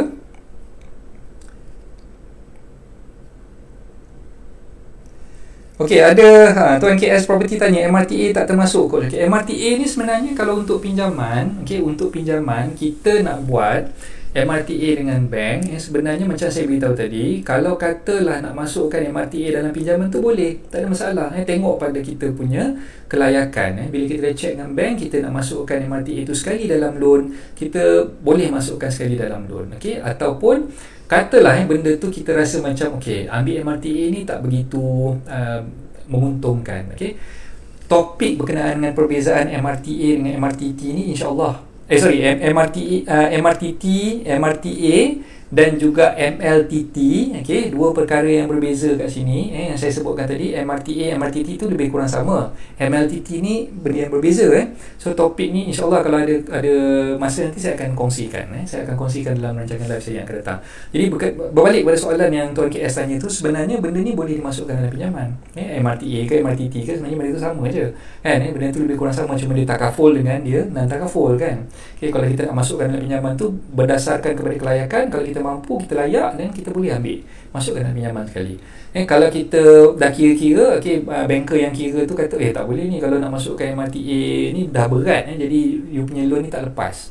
So hanya boleh ambil untuk rumah punya financing saja. Kalau dah beritahu macam tu, jadi kita ambil lah, gunakan option MLTT. MLTT ni kita boleh bayar sikit-sikit, bayar sebulan 200 ke kan. So yang MLTT ni memang kita boleh ambil option daripada orang kata syarikat insurans di luar lah. Kita tak perlulah nak bayar lump sum terus, kita boleh bayar monthly ataupun bayar yearly ke half yearly ke, bergantung pada kemampuan kita lah. Itu yang saya syorkan. Walaupun pasangan tak bekerja, walaupun pasangan tak bekerja tak ada masalah. Walaupun rumah pertama tu, sebab kita tak tahu kadang-kadang rezeki ni Tuhan nak bagi tu dalam macam-macam bentuk. Katalah bila dah kahwin, mula-mula isteri tu memanglah akan kahwin tu isteri tak bekerja kan. Nama suami tu dah cukup seorang, tak payah nak buat dua nama dalam pinjaman tu. So letak je nama suami tu seorang. Katalah lepas dah berkahwin tu ada rezeki, Tuhan dah bagi rezeki, isteri tu pula dapat pekerjaan, dah mula bekerja. Jadi bila isteri dah mula bekerja, dah ada pendapatan kat situ, isteri boleh beli rumah yang kedua pula. boleh beli rumah yang kedua. Nanti kejap lagi saya akan kongsikan kenapa saya syorkan macam tu. Islam itu indah, memang jadi harta pencarian. Yes, betul. Macam yang Cik Zul beritahu tu, betul lah. So maknanya tak perlu kita nak kongsikan nama dalam SPA, kita masih lagi ada hak walaupun nama kita tak ada dalam SPA tu. Masih lagi ada hak harta pencarian untuk isteri tadi tu. Okey. Inilah takrifan ataupun penerangan kenapa saya syorkan beli asing. Kenapa kena beli asing?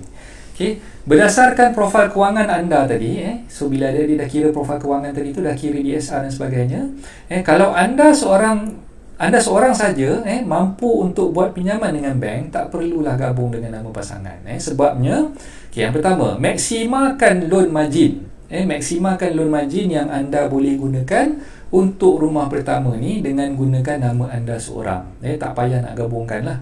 Okay, so kalau katalah tadi nama anda seorang, anda dah dapat loan margin 90%, tenure untuk pinjaman tu katalah 20 tahun ataupun 30 tahun, so tak payah gunakan nama pasangan sekali, kan? So gunakan nama anda seorang saja.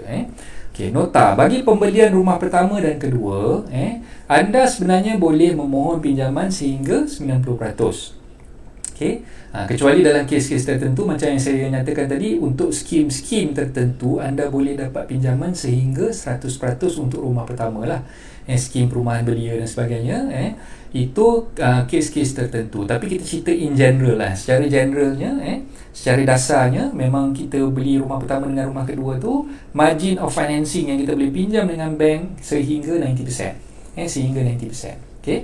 So untuk rumah ketiga, untuk rumah ketiga dan seterusnya, margin tu tak boleh dapat lagi 90%, tapi margin tu hanya terhad sehingga 70%, 70% sahaja. So cuba bayangkan sekarang ni, katalah ni rumah pertama anda, anda beli, dah gabung dah nama dengan isteri.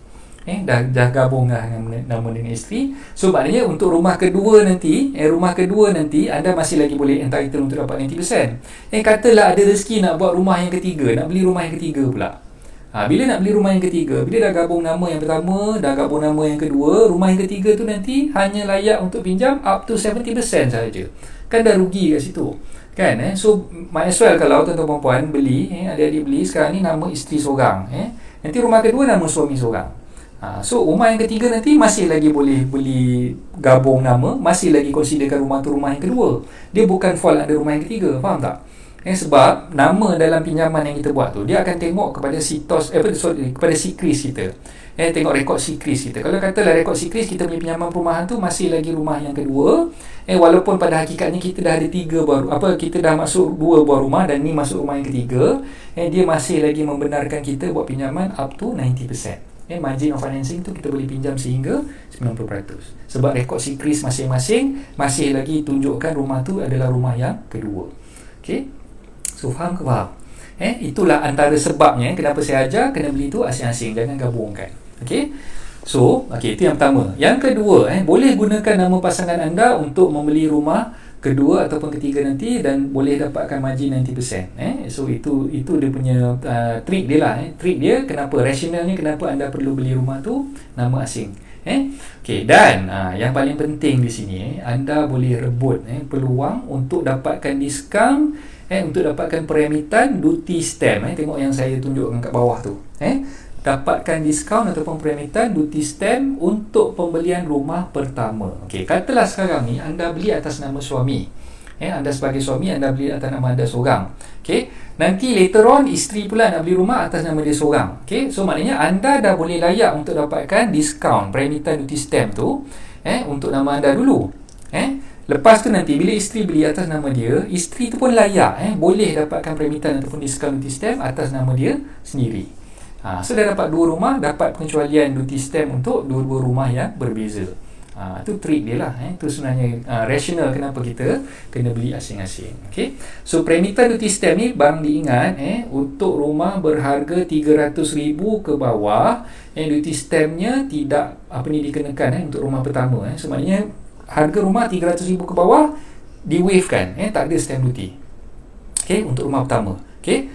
Kalau katalah rumah tu berharga di antara 300 ke 500,000, dia tak wavekan sepenuhnya tapi dia bagi diskaun sebanyak RM5,000. Banyak tu RM5,000 kan?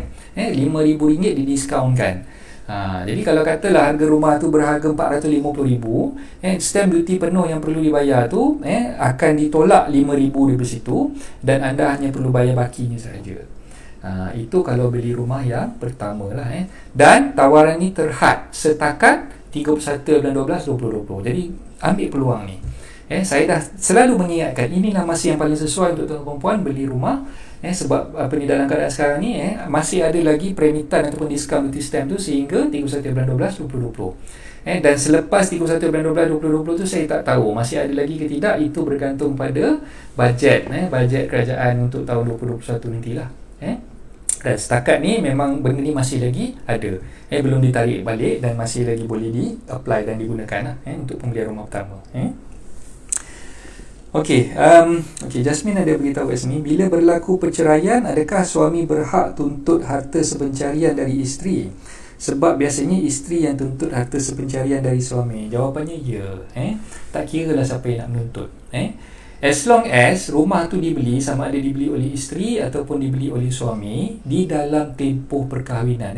Kalau dalam bahasa putihnya during wedlock, dalam tempoh perkahwinan during wedlock. So dalam tempoh perkahwinan sebenarnya si suami pun boleh menuntut untuk harta sepencarian walaupun rumah tu atas nama isteri seorang. Dua-dua boleh. So Islam tu adil, maknanya dia tak adalah kata okey isteri je yang boleh tuntut harta sepencarian. Suami pun boleh. Suami pun boleh. Tengok pada siapa yang nak menuntut tu dan nama rumah tu atas nama siapa. Okey. Itu dia punya ni lah. Trik ringkas ikut undang-undang. Okey. So Faizah pun tulis setuju kat situ. Okay? So jadi maknanya itu antara tips yang saya boleh berikan untuk memudahkan anda supaya anda tak rugilah. So bila beli rumah, kalau tak gabung nama anda seorang lepas, tak payahlah nak gabung. Tak payahlah nak kata-kata nak gabung nama. Kita tak tahu rezeki ni kan, kadang-kadang rezeki kita ni datang dekat. Sekarang ni baru nak beli, katalah sekarang ni bulan 4. Bulan 4. Katalah dalam bulan 7, bulan 8 nanti tiba-tiba alhamdulillah ada rezeki nak beli rumah satu lagi pula. Kan? So pada masa tu isteri masih lagi layak untuk dapatkan premitan duty stamp tu. Sebab ini rumah pertama dia. Yang beli dulu pada bulan 4 ni atas nama suami seorang kan. Atas nama dia seorang je. So suami mohon untuk nama dia, yang isteri pula mohon untuk nama dia lah, pembelian kali yang pertama. So dapat dua rumah, dua-dua dah dikecualikan duty stamp. Kan bijak tu. Nikah aja automatik. Okay, so itulah bila nikah ni pun soalan persoalan nikah tu, nikah yang legal lah, jangan nikah yang tak legal.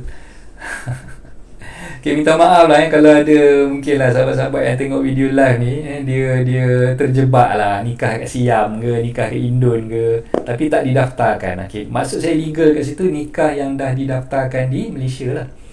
Balik-balik kena daftarkan dulu. Kalau tak daftarkan nikah tu, katalah kita nikah kat Siam, bawa surat daripada Narati Wat ke apa ke, saya tak ada pengalaman, tak tahulah kalau tuan-tuan perempuan ada pengalaman kat sini kan, tapi saya tak ada pengalaman. Alhamdulillah saya baru seorang je. Dan seorang ni pun kadang-kadang pening kepala kan, buat apa nak tambah-tambah pening je kan. Okay, so cukuplah seorang bagi saya setakat ni lah. InsyaAllah doakanlah, doakan. Isteri saya tak nampak kan, tak ada nama dia kat sini. Okay, tak ada. Okay, tak apalah kalau dia tahu, tak apa, perempuan dia tahu saya sayang dia. So setakat ni memang saya rasa kebanyakan orang yang kahwin kat Narati Wat ke, kahwin kat Thailand ke, mana-mana ni lah okay, dia kena faham konsep nikah tu memang sah. Okay, nikah kat luar tu sah dari segi syaratnya, memang sah. Tapi untuk menuntut ni harta sepencarian, benda-benda yang hadanah ke apa ke nanti selepas dah bercerai, na'udzubillah lah, minta jauh lah benda tu berlaku kan. Tapi itulah kena faham bila dah nikah kat luar ni, balik Malaysia ni kena daftarkan lah. Kalau tak daftarkan, macam mana kita nak pastikan hak kita tu terbela. Yang especially untuk wanita-wanita, isteri-isteri yang risau ni kan. So patutnya kena pastikan bila kita dah balik ke sini, suami-suami anda tu mendaftarkan pernikahan lah. Mendaftarkan pernikahan tu di pihak berkuasa Malaysia lah. So kena daftarkan kat Malaysia. Alright. So seterusnya okay, last ni belum last second last penuhkan ilmu di dada.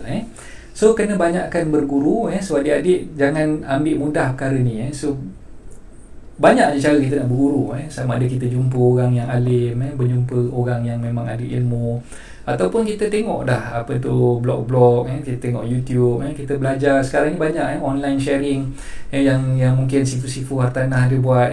Sepanjang PKP ni ada masa kat rumah tu, janganlah buang masa. Ini layan TikTok lah, layan benda mengarut lah kan, tengok apa gosip-gosip artis lah apa semua. Bagi saya benda tu semua mengarut je, buang masa je kan. Gosip kata artis tak patut minta apa ni, bantuan sara hidup lah apa semua, lantak dia orang lah artis ni kan.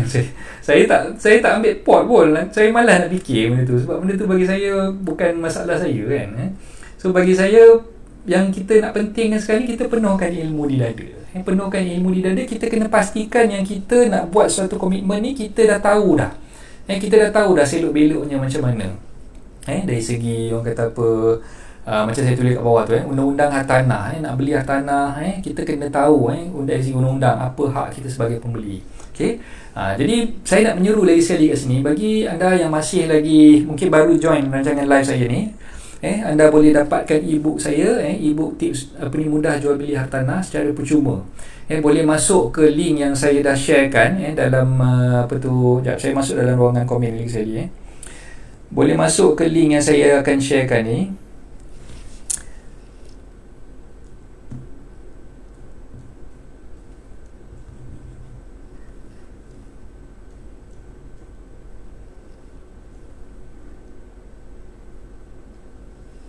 Okay, so masuk dalam link tu, boleh hantarkan maklumat anda dan anda boleh dapatkan e-book tersebut melalui email. Nanti saya akan hantarkan melalui email lah, dapat percuma je, tak payah bayar pun. So dapatkan e-book tersebut dan bacalah. Dah dapat tak baca tak guna juga kan. Dah baca, dah tengok, lepas tu anda masuk YouTube channel saya. Masuk YouTube channel saya, subscribe link apa ni, channel YouTube saya tu. Hartanah dan Anda, subscribe Hartanah dan Anda punya YouTube channel. Perkongsian saya bermula daripada 19 berapa bulan itu 19 bulan Mac. Saya dah start perkongsian saya kupas satu persatu topik-topik yang ada dalam e-book tersebut, dan saya ada sharekan dalam YouTube channel saya. Ataupun kalau tak ada YouTube, mustahil tak ada YouTube kan, semua orang boleh masuk YouTube kan. So masuk YouTube tu, cari Hartanah dan Anda, search, tengok saya punya video daripada start 19 bulan saya dah uploadkan. Semua topik dalam e-book tips mudah apa ni, jual beli hartanah tu saya dah masukkan dalam YouTube channel saya. Boleh go through satu persatu penerangan saya berkenaan dengan e-book tersebut. Okay, so apa yang tuan-tuan perempuan boleh pelajari daripada e-book tersebut berkenaan dengan undang-undang, macam-macam cara lah, macam-macam teknik yang saya dah kongsikan berkenaan dengan undang.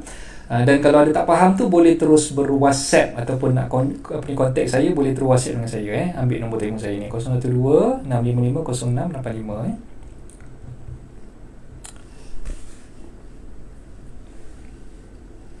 Okay, e-book yang sama lah. Siapa-siapa yang dah ambil tu tak payahlah nak download lagi sekali kan.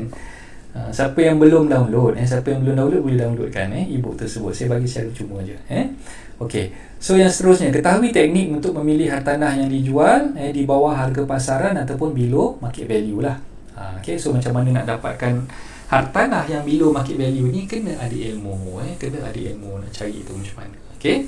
Dan belajar cara untuk negotiate, untuk berbincang dengan penjual supaya anda mendapat good bargain daripada penjual. Okey, so janganlah bulat-bulat penjual tu kata nak jual 300,000, awak pun first time beli rumah, dah terlalu excited sangat nak beli rumah tu, awak pun kata okey lah, saya setuju nak beli harga rumah ni 300,000. Sedangkan anda boleh negotiate.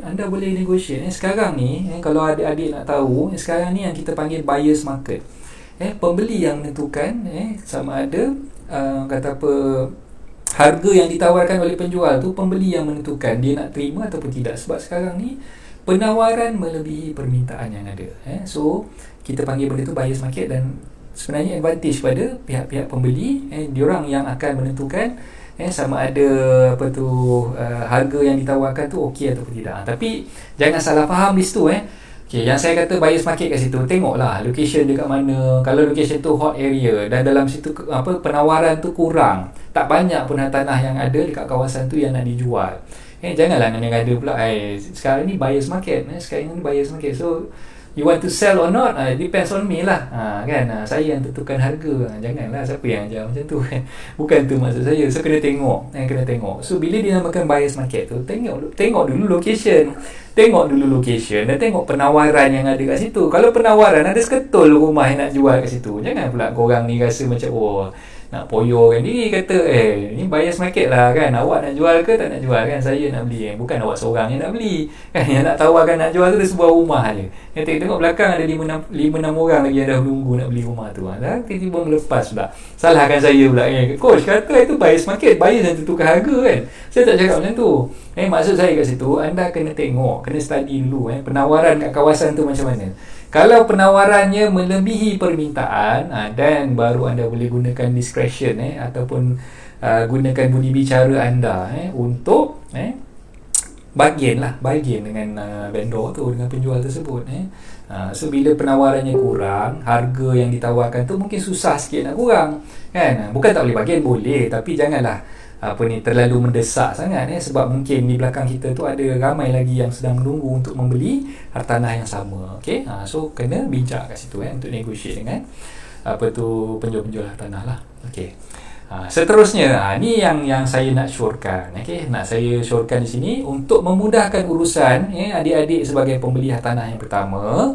Okey, berurusan dah melalui perunding hartanah ataupun real estate negotiator. Okey, sahabat-sahabat saya kat dalam rancangan live ni ramai rent-rent yang ada dalam rancangan live ni kan. Okey, so sekarang ni kalau adik-adik rasa macam apa yang coach cerita ni macam susah lah coach nak hadam, banyak sangat benda-benda yang nak kena faham, nak kena kira DSR ni pening lah apa semua. Okey, so rasa-rasa kalau misal kata dah buntu sangat, dah tak tahu nak buat macam mana, nak dapatkan good deal, nak bargainkan dengan vendor tu tak tahu skill, nak negotiate tu tak pandai dan sebagainya. Okey, so jalan mudah yang adik-adik boleh buat adalah gunakan khidmat perunding hartanah yang berdaftar.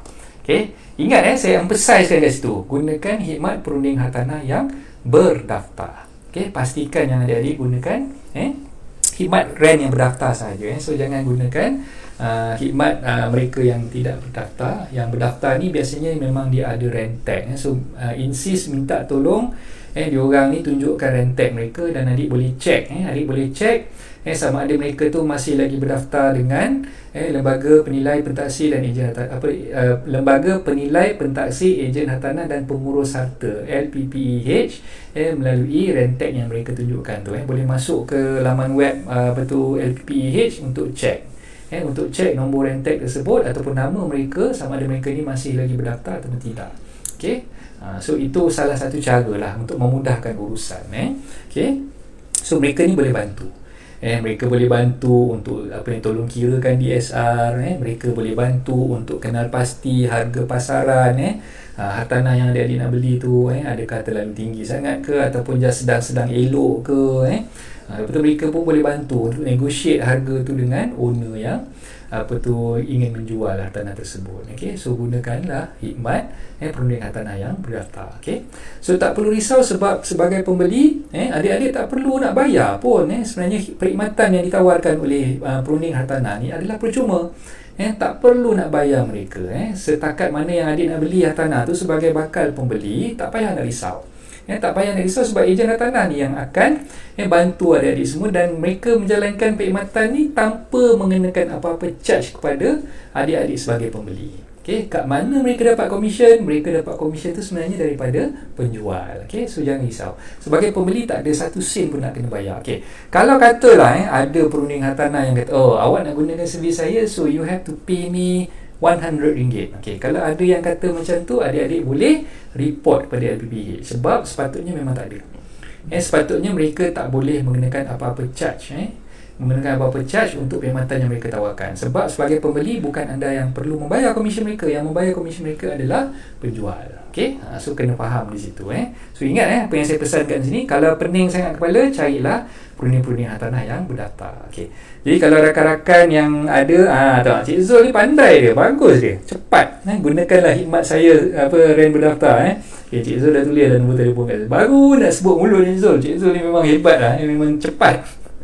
Okay, so saya benarkan rakan-rakan, ren-ren yang ada kat sini untuk mempromosi diri anda dalam rancangan live ni. Okay, seperti biasa, masukkan nombor telefon, masukkan nama anda di situ, dan letaklah anda punya farming area dekat kawasan mana, supaya adik-adik yang mungkin baru nak cari rumah dekat kawasan-kawasan tertentu tu, dia boleh hubungi anda lah selepas ni. So saya benarkan. So please masukkan nama-nama anda, highlightkan nama-nama anda dalam ruangan komen tu, supaya siapa-siapa yang menonton video ni dia boleh contact anda nanti. Alright? Okay, so itu yang keempat. Yang kelima, yang terakhir sekali yang saya nak kongsikan kat sini, okay, dah istiharah ke belum? Okay, nak buat keputusan ni kena tanya dulu, minta dulu panduan daripada Allah Subhanahu Wa Taala. Okay, so banyakkan berdoa. Kita solatlah sunat istikharah 2 rakaat je pun, bukan lama. Solat sunat istikharah ni kita boleh buat sekejap je, 2 rakaat je. Teknik nak buat istikharah ni macam mana kot? Ya Allah, banyak je teknik. Okay, tak apa, saya boleh kongsikan. Senang aje. Baca Fatihah. Yang pertama tu, kalau dah tak ada idea sangat, bacalah kuliah ayyuhal kafirun. Okay, so lepas tu rukuk, sujud, macam biasa. Okay, lepas tu bangun, lepas tu baca Fatihah. Lepas baca Fatihah, baca Qul Huwallah. Lepas baca Qul Huwallah tu, niatkan dalam hati. Masa kita nak solat istikharah ni, kita niatkan dalam hati apa yang kita nak minta panduan, nak minta Allah tunjukkan kat kita tu.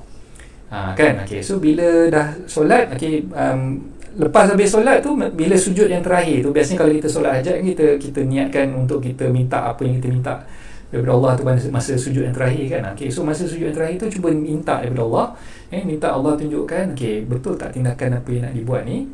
Kalau misalnya kata betul, permudahkanlah. Kalau misalnya kata tak betul, mungkin Tuhan tunjukkanlah benda yang tak betul kat situ kan. Okay, so niatkan masa kita sujud yang terakhir tu macam tu. Okay, lepas habis tu dah bagi salam, doa je, minta diberikan petunjuk, dipermudahkan segala urusan, apa yang kita nak buat tindakan tu betul ke tidak. So solat istikharah. So memang saya pun, bila apa-apa benda yang saya nak buat tu, saya akan buat istikharah dulu.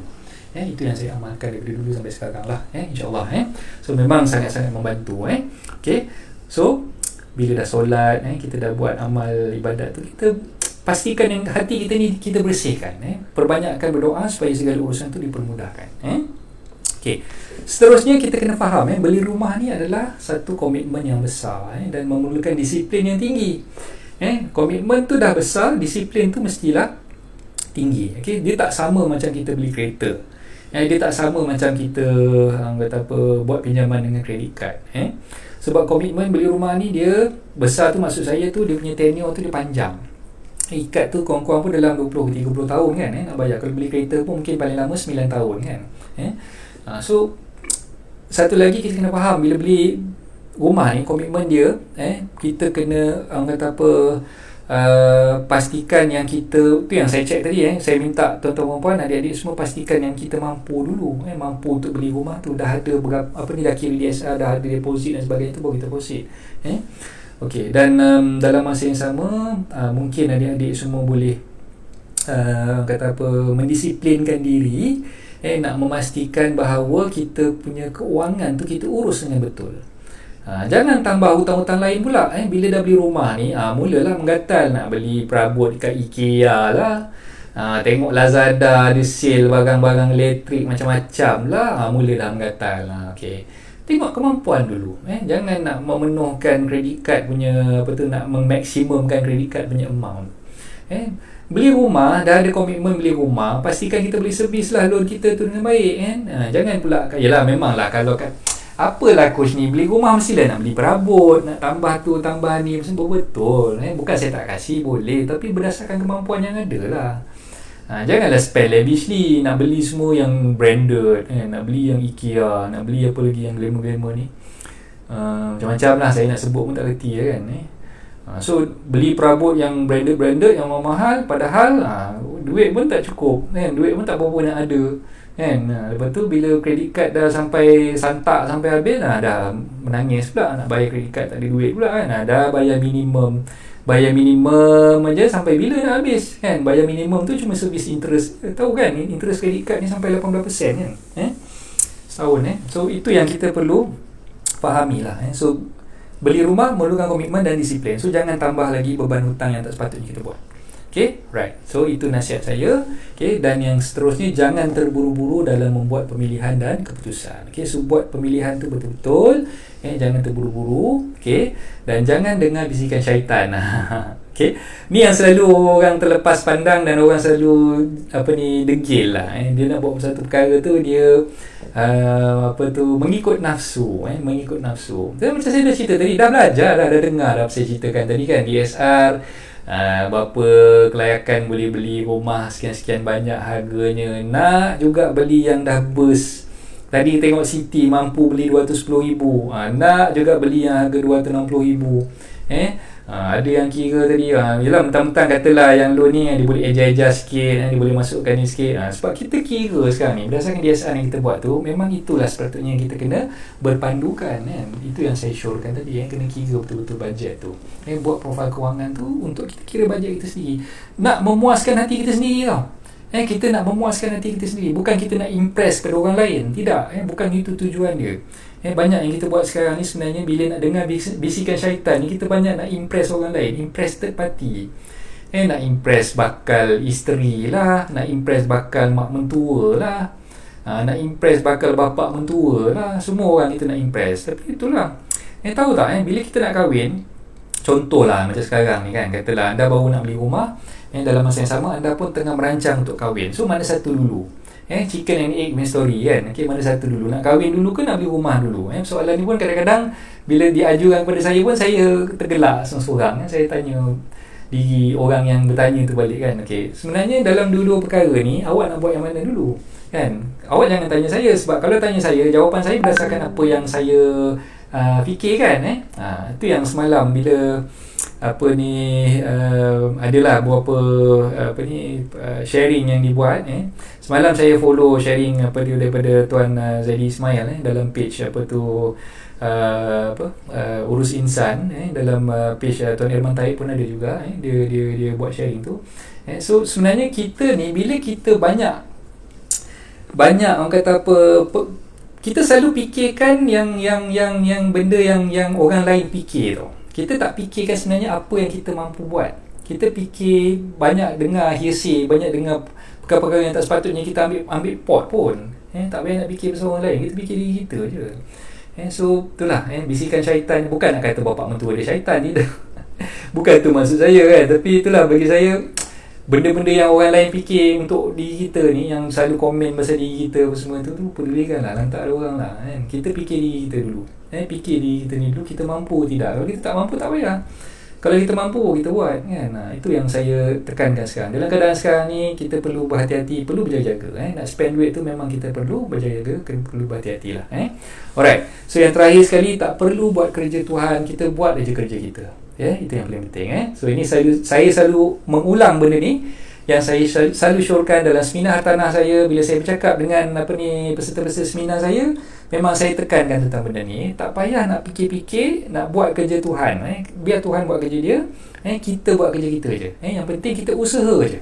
Kita usaha ke arah apa yang kita nak capai tadi tu. Tak payah nak fikirkan, Tuhan bagi rezeki kat orang ni macam ni, kenapa aku dah usaha banyak ni tapi Tuhan tak bagi rezeki juga kat aku. Nak mempersoalkan pula kerja Tuhan kan. Tak payah. So tinggalkan kerja-kerja yang Tuhan perlu buat tu, biar Tuhan yang buat, kita buat kerja kita. Usaha sampai kita berjaya. Itu je. Okay, so itu sahaja penerangan saya tentang topik pada pagi ini.